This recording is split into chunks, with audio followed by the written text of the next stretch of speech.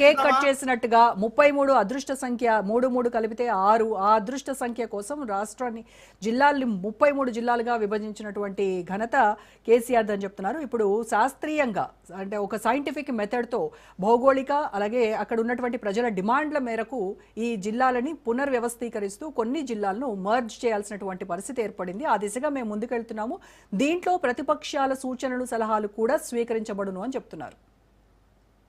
Okay, good evening రోజా గారు, మీకు panel ఉన్నటువంటి మిత్రుడు మానవతరాయికి అలాగే కృష్ణారెడ్డి అన్నకు.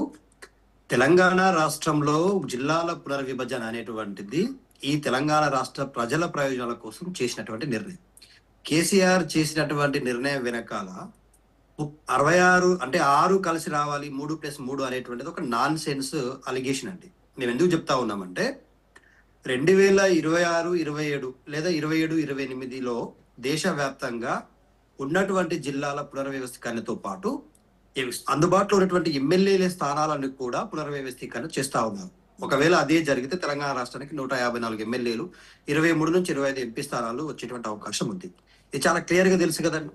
ముందు చూపు ఉన్నటువంటి కేసీఆర్ గారు ఇవాళ కేంద్ర ప్రభుత్వం పరిపాలనా వ్యవహారాలు ఒక జిల్లాను యూనిట్ గా చేసుకుని పరిపాలిస్తుంది.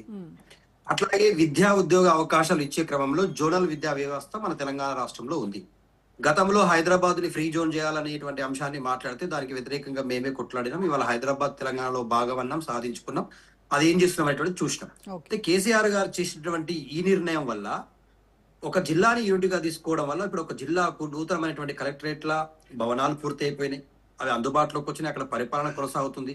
ప్రతి జిల్లాకు ఒక మెడికల్ కాలేజ్ ఇచ్చినాం, మున్సిపల్ కార్పొరేషన్స్ ఏర్పాటు చేసినాం, ఇంటిగ్రేటెడ్ మార్కెట్ యార్డ్స్ ఏర్పాటు చేసినాం, 7 జోన్స్ గా విభజించినాం. తెలంగాణ ప్రాంతంలో ఉన్నటువంటి బిడ్డలకి 95% ప్రభుత్వ విద్యా ఉద్యోగాల్లో అవకాశాలు రావాలని చెప్పేసి కేంద్ర ప్రభుత్వం ఒప్పుకోవడానికి 3 సంవత్సరాలు నిరీక్షించినా కూడా పూర్తి స్థాయిలో దాన్ని ఓకే చేపించి వాళ్ళ 95%, 95% all government jobs and government seats in medical colleges కావచ్చు, మిగతా వాటిలో 95% పైగా తెలంగాణ బిడ్డలకి వస్తుంది. కేవలం 5% నాన్ లోకల్ వ్యవస్థ అనేటువంటి తెలంగాణ రాష్ట్రంలో ఉంది. ఒకటి.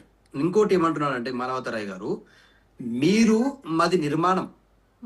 తెలంగాణ రాష్ట్రంలో కేసీఆర్ అంటే ప్రాజెక్టులు, కేసీఆర్ అంటే జిల్లాల కలెక్టరేట్లు, కేసీఆర్ అంటే మెడికల్ కాలేజీలు, కేసీఆర్ అంటే ఇంటిగ్రేటెడ్ మార్కెట్ యార్డ్స్, కేసీఆర్ అంటే నూతన మున్సిపాలిటీలు, రోడ్లు, రవాణాలు, గ్రామంలో ఉన్నటువంటి ప్రకృతి వనాలు, పల్లె దవాఖానాలు, ఏది ఎక్కడికి పోయినా కూడా కేసీఆర్ గారు అంటే మాది నిర్మాణ పంత.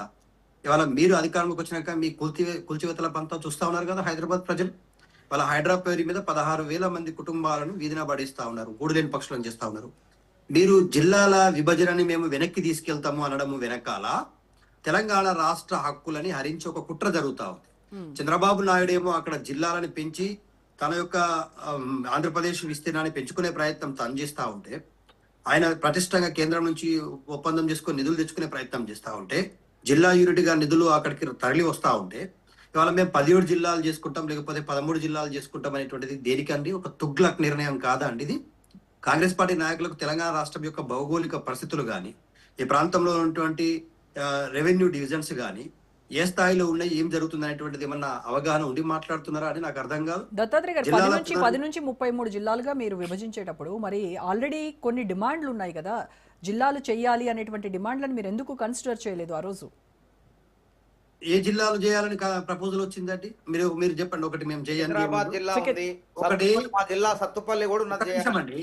ఒకటి సత్తుపల్లి అంటే వినండి మానవతరాయ్ గారు, సత్తుపల్లి జిల్లా మీరు అడుగుతున్నారేమో, మీరు అడిగినట్టుగా నేను ఇప్పుడే వింటా ఉన్నాను. వినండి బ్రదర్, ఇప్పుడు ఆంధ్రప్రదేశ్ లో విజయవాడ రాజధాని చేసుకున్నారు వాళ్ళు, అమరావతి కేంద్రంగా. మరి కర్నూలులో ఉన్నోడికి, శ్రీకాకుళంలో ఉన్నోడికి చాలా దూరంలో ఉంది. మరి అన్ని సౌలభ్యాలు. కేసీఆర్ గారి టార్గెట్ ఏంటంటే తెలంగాణలో ఏ జిల్లాని విభజించినా, ఏ జిల్లాని నూతనంగా ఏర్పాటు చేసినా ప్రతి జిల్లా కంటూ స్పెషల్ బడ్జెట్ అండి. ఈ దేశంలో ఏ రాష్ట్రం కేటాయించలేదు. నూతన కలెక్టరేట్ల నిర్మాణానికి నిధులు కేటాయింపు గాని, నూతన మెడికల్ కాలేజ్ నిర్మాణానికి నిధుల కేటాయింపు గాని, ఇంటిగ్రేటెడ్ మార్కెట్ యార్డ్స్ గానీ, ప్రకృతి వనాలకు గానీ, రోడ్డు వైండనింగ్ గానీ, సెంట్రల్ రైటింగ్ సిస్టానికి గానీ, ఎవ్రీథింగ్ ఈజ్ ఏ ప్లానెడ్. మీలాగా ఇప్పుడు తెలంగాణ రాష్ట్రానికి జోనల్ వ్యవస్థ యాక్సెప్ట్ అయినందంటే రాష్ట్రపతి గారి దగ్గర ఆర్టికల్ 371D యాక్సెప్టెడ్ అండి. జోనల్ వ్యవస్థ యాక్సెప్ట్ అయిపోయింది. ఇప్పుడు వీళ్ళు వచ్చి ఆ జోనల్ వ్యవస్థని డిస్టర్బ్ చేయాలా? విద్యా ఉద్యోగాలు ఇప్పుడు 2 లక్షల ఉద్యోగాలు అడుగుతున్నారు కదా నిరుద్యోగులు, ఆ నిరుద్యోగులకు ఉద్యోగాలు ఇవ్వకూడదంటే ఈ జోనల్ వ్యవస్థను డిస్టర్బ్ చేయాలా, ఇదో కుట్ర దాగి ఉంది. నిరుద్యోగులకు అన్యాయం చేయాలని కుట్ర దాగి ఉంది ఒకటి. ఉద్యోగులకు కూడా ఇవాళ మనం చాలా మండల వ్యవస్థ, రెవెన్యూ వ్యవస్థ ఏర్పాటు చేయడం వల్ల వాళ్ళకు ఆర్డీఓలుగా లేకపోతే తహసీల్దారులుగా ప్రమోషన్లు ఇచ్చాము, అది డిస్టర్బ్ చేయాలా. సీఏలుగా ఉన్న వాళ్ళని మనం ఏసీపీలుగా ఇచ్చి కమిషనరేట్లు కట్టుకున్నాం. నిజామాబాద్ కలెక్టర్ కమిషనరేట్ కావచ్చు, కరీంనగర్ కమిషనరేట్ కావచ్చు, పోలీస్ కమిషనరేట్. ఈ కమిషనరేట్లన్నింటినీ కూడా కుదించాలా. ఈ కుదించడం వల్ల ఏం జరుగుతుందో తెలుసా అండి? ఇస్తున్నటువంటి జీతాలు, ఇచ్చినటువంటి ప్రమోషన్స్ అన్ని కూడా తగ్గిపోయి వాళ్ళందరూ కూడా డిమోషన్ అవుతారు.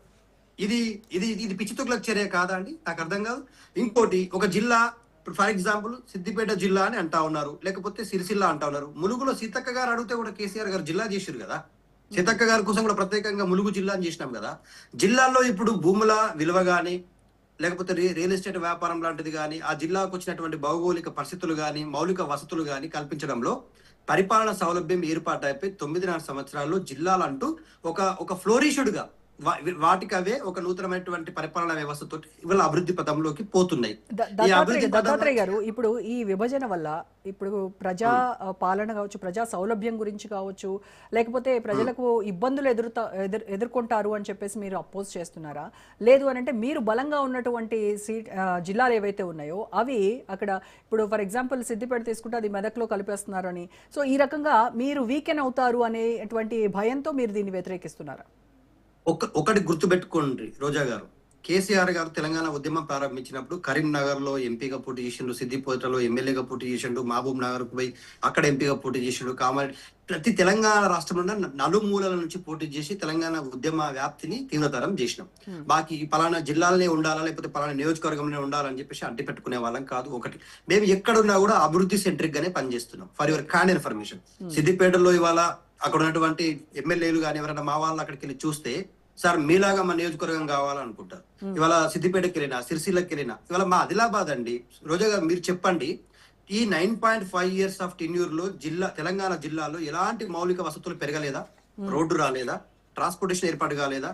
నూతన భవనాల నిర్మాణం కాలేదా? మెడికల్ కాలేజీల ఏర్పాటు కాలేదా? ఇంటిగ్రేటెడ్ మార్కెట్ యార్డ్స్ కాలేదా? రైతు సంక్షేమ భవనాల నిర్మాణం కాలేదా? జిల్లా గ్రంథాలయాల నిర్మాణం కాలేదా? ఏ రంగంలో తెలంగాణ తక్కువ ఉందని? విద్యుత్ విషయంలో కానీ, వాటర్ విషయంలో కానీ, ప్రాజెక్టుల విషయంలో కానీ ఎక్కడైనా తెలంగాణ రాష్ట్రం తక్కువ చేసిండా అండి కేసీఆర్ గారు? ఏ జిల్లాని యూనిట్ గా చేసుకుని మేము పరిపాలన చేస్తే 33 జిల్లాలను 33 విధాలుగా అభివృద్ధి చేసిన తప్ప ఒక జిల్లాకి ఎక్కువ ఇంకో జిల్లాకు తక్కువ కాదు.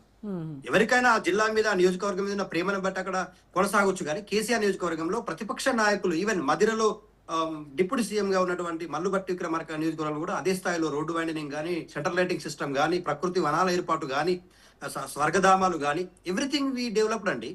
రేపు తెలంగాణ రాష్ట్రం మొత్తం మాకు ఒకేలాగా ఉంటుందండి. మాకు తెలంగాణనే శాశ్వతం, తెలంగాణనే పర్మనెంట్, తెలంగాణ రక్షణే మా అంశం.